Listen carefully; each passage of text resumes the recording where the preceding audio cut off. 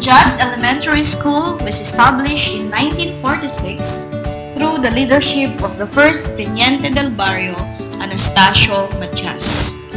The first school building that consists of 4 rooms made of hugon roofings and sawali walls was constructed through the generosity of Catalino Antonio and Victor Valencia, who leased their land titles in the bank.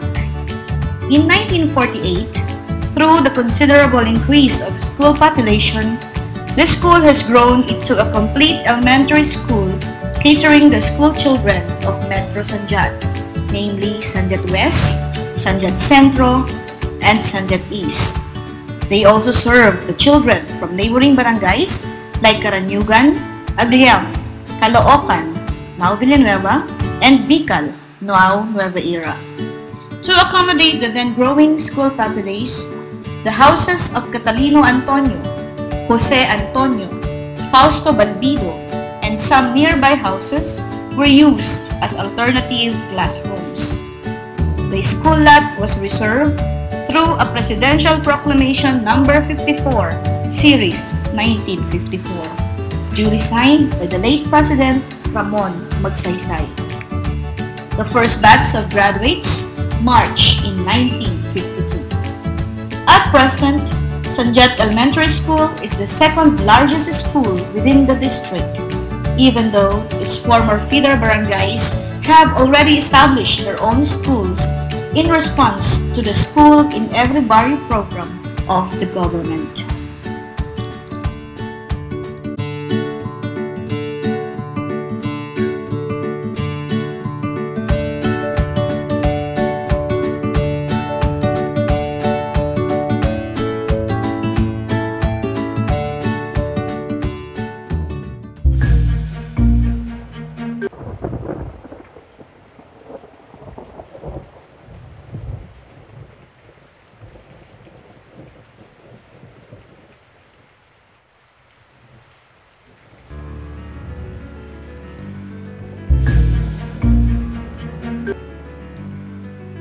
Pumapatak na naman ang ulan sa bubong ng eskwela.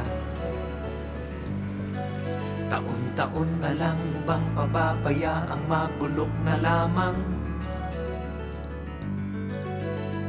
Nanay at tatay at mga kapitbahay, halina't sama-sama at tayo'y magbayanihan. Halina't ayusin, ating pagandahin ang eskwela sa barangay natin.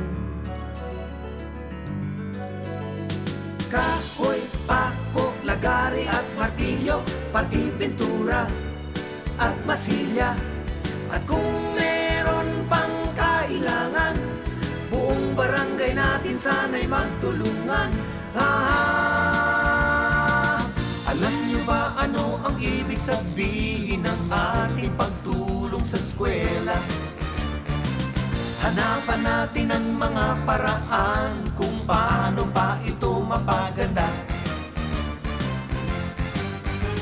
Ngunit ang kabataan daw ay kayamanan, huwag daw basta itapon at papabayaan.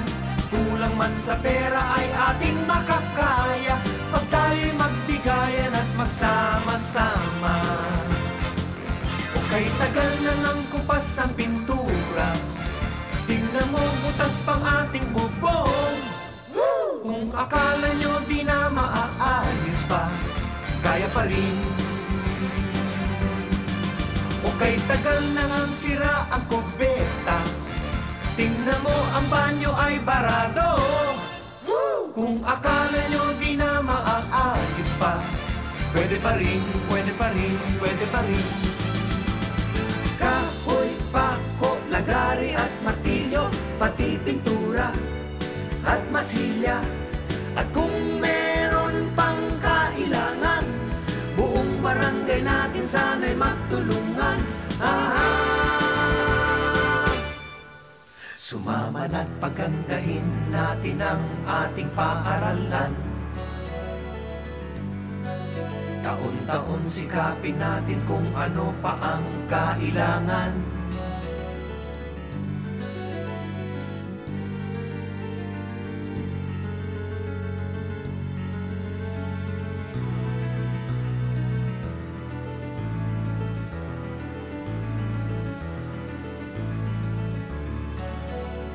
nanay at tatay at mga kapitbahay, halina't sama-sama at tayo'y magbayanihan. Halina't ayusin, ating pagandahin ang eskwela sa barangay natin. Pumapatak na naman ang ulan, ito ay pwede nating paghandaan. Magsama-sama tayo't magtulungan, pagandahin na natin ang paaralan.